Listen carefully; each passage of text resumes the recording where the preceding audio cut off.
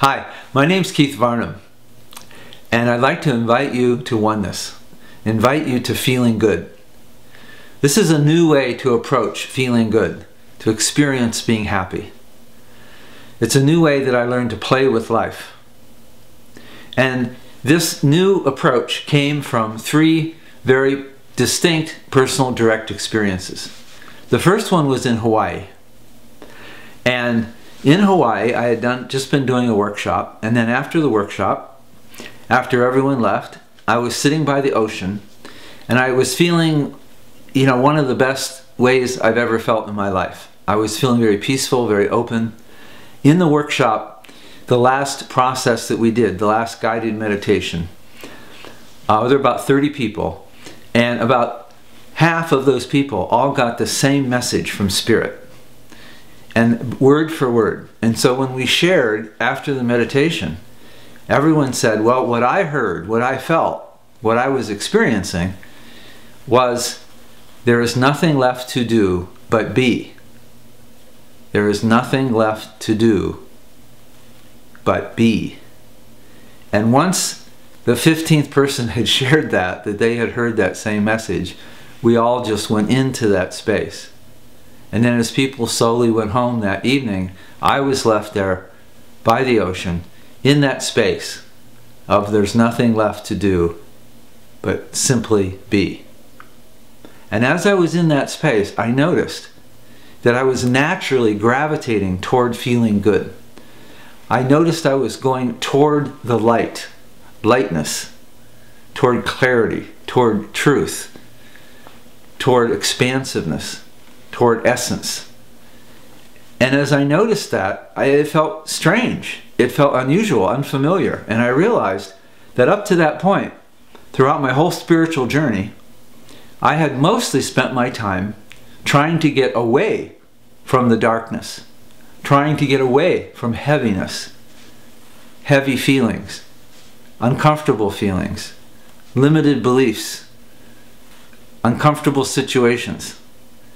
And that now it was time to just simply relax, let go, and allow myself to be naturally drawn, moved, flow toward the light, lightness. And to keep my attention on that, going toward the light, as opposed to going away from the darkness. The second event was when I was doing a conference in Florida. I was speaking at this spiritual conference, and one of the other speakers there was Don Miguel Ruiz. And we had a chance to talk, and at one point he got very quiet, and he said, I remember the first time that I didn't judge. I remember the first time that I was no longer judging anyone. I remember the first time that I was no longer judging anything.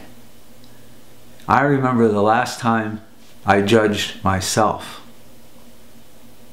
And he said that was a turning point in his life, in his happiness, in his joy, in his spiritual journey.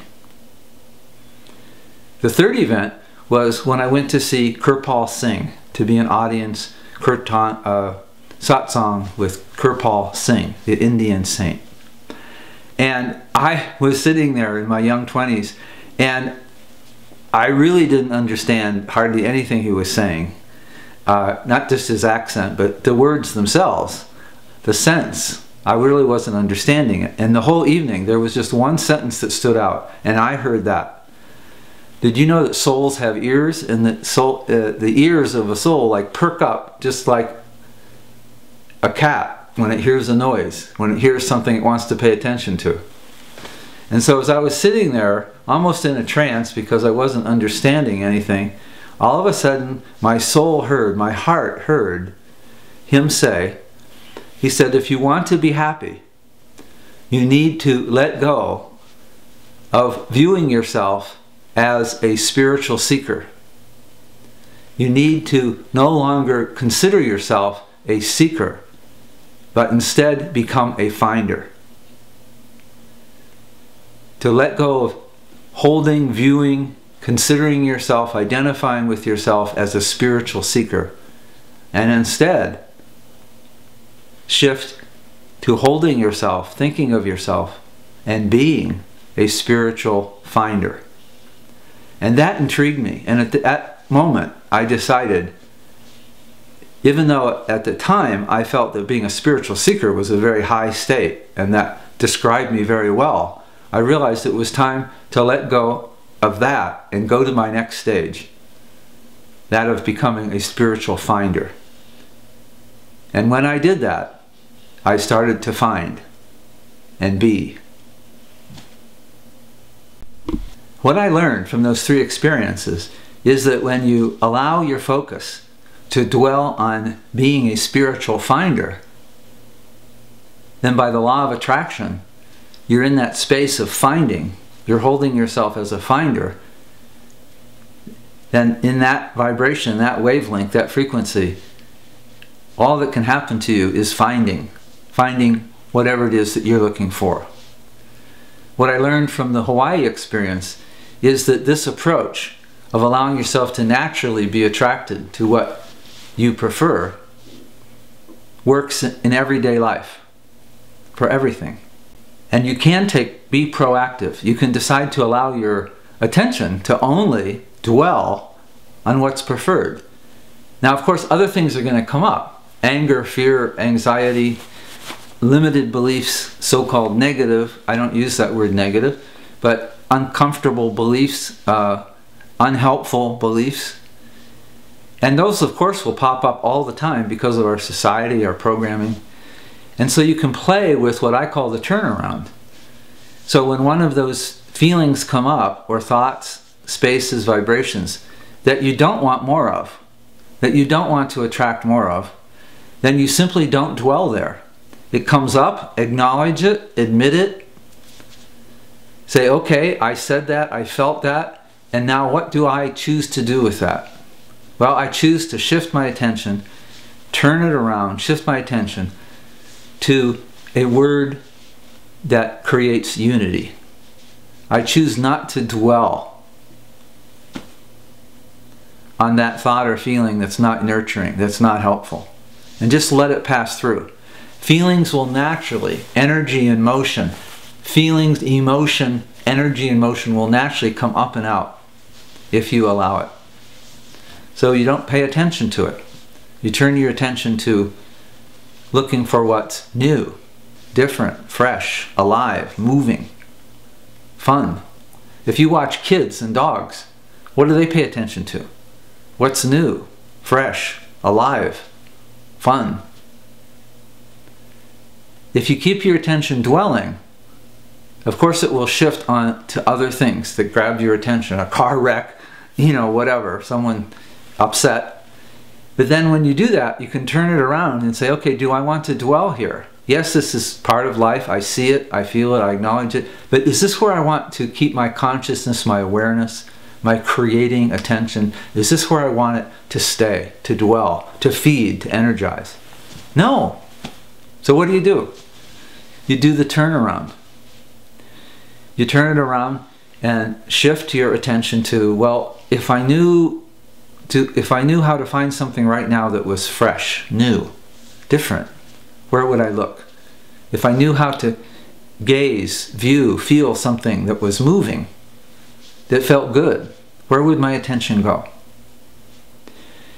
From Don Miguel Ruiz, I realized it was really helpful to take the judgment out of our vocabulary. Labels are judgment. If you look at your vocabulary actually is your vibration. The vibration we're in determines the words we use, the vocabulary. And the vocabulary we use immediately shifts our vibration into those words. They're mutually dependent, mutually creative. So ways you can shift yourself is, again, to turn around. If you find yourself speaking a word or holding yourself in a concept or a belief that is not fun, is not moving, does not make you feel good, then turn it around and use words, shift that word, change that approach, that concept into something, a word, a vocabulary that is opening you to oneness, to harmony, expanding you. And an example would be, instead of using words like fear and sadness and anger, instead view all feelings as energy in motion, all emotion as energy in motion. And use, you could call emotions like sensation, vibration, energy, frequency, because those things are moving. And on the level of energy, motion, vibration, sensation, on that level, once you're identifying with sensation, feeling, vibration, energy, on that level there is oneness, because everything is energy, everything is vibration, everything is frequency. And so once you identify what you're feeling instead of an emotion, anger, fear, and sadness, as energy in motion, sensation, vibration, then you're immediately in that flow, and you can start to feel, move. You will move, number one, and number two, you will move into the oneness, because that is a realm of oneness, sensation, vibration, energy, frequency, and you'll start to feel the connection, the oneness to all of life. So for instance, fear, instead of saying I'm afraid of this, I'm having an intense sensation. I'm in an intense vibration, frequency. You could also call it fear, rush, adrenaline, excitement, exhilaration, movement, flow. Any word that has energy moving, flowing, and that's in the realm of oneness, connection. Sadness might be a heavy sensation. So again, you're feeling a heavy vibration. It sends you, it's heavy, yes, but once you identify and feel that you're in a vibration, that connects you to all of life. It connects you to that oneness. And with there, in that realm is movement, transformation, change, flow. Instead of focusing your attention, say, on I want, I need, I want, I need. Instead, how about I enjoy, I allow, I intend, or I have. Instead of you should, I have to have, I have to, you have to. Perhaps you might say, it might be helpful to study a little. It might be helpful to research this. It might be helpful to be kinder. And that word helpful, again, it's moving, it's opening more to the oneness.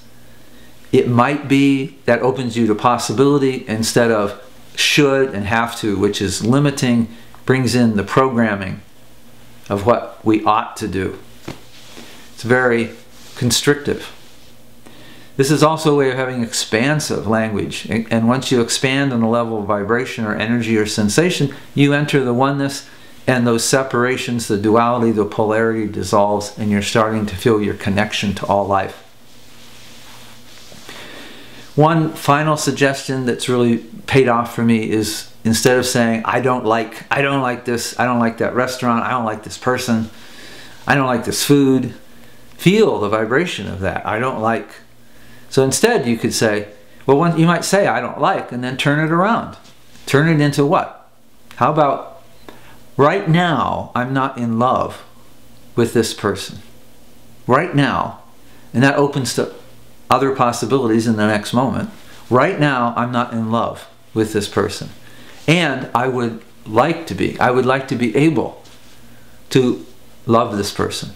And say, if it's too much of a stretch to say, I would like to be able to love this person, you could say, I would like to be able to allow this person. I'm not in love with this situation as it is right now, and I would like to be able to allow this situation, this person, to be just the way they are. So it's taking the limited, dualistic, labeling, judgment, and turning it into a more open-ended, flowing, unifying vocabulary. And finally, I'd like to share a very helpful way to do this is with open-ended questions, which I've already given you some examples. And with this today's whole perspective, it might be like, if I knew, and that sends you to your knowing. Not if I could think of, because that sends you to your head, but if I knew in my knowing, if I knew in my heart, if I knew in my center, if I knew in my source, if I knew in my knowing, if I knew how to keep my attention dwelling on unity, connection, if I knew how to keep my attention dwelling on unity, what would I do? And then let go. It's a question. It's a question for spirit, for intuition, for God, for your higher self. It's a prayer, it's a request. Then just let go. And then see what comes. Allow yourself to be guided, intuitively, however you allow yourself to be guided, by inner and outer signs. If I knew how to allow my attention to dwell on unity, where would my attention go right now? What would grab my attention? Something new, something different, something warm, something good, something attractive, something flowing. And immediately your energy starts moving, and it moves toward unity, toward connection. If I knew how to allow my attention to dwell on unity, what would my life be like? Oh boy, it'd be a lot more fun. I'd be a lot more peaceful. It'd be a lot more pleasant. My life would be a lot easier. If I knew how to allow my attention to dwell on unity, what would I feel right now? Better. I'd feel good.